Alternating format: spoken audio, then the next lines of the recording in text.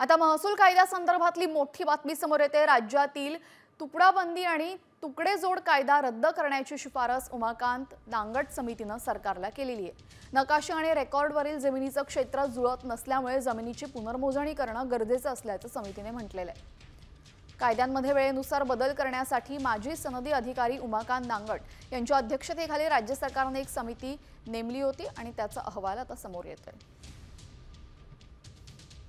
तर Bombay land act मध्ये दर 30 वर्षांनी जमिनींची पुनर्मोजणीची गरज असते, पण 1910 नंतर जमिनींची मोजणी झालेलीच नाहीये। राज्यामध्ये जमिनींचे तुकडे पाडून अथवा कुटुंबामध्ये जमिनीचे वाटप झालेले आहे। सातबारा उतरवण्यावर खातेदारांप्रमाणे जमिनीचे तुकडे पडलेले नाहीत। गाव नकाशे आणि रेकॉर्डवरील क्षेत्र यामध्ये मोठी तफावत आहे।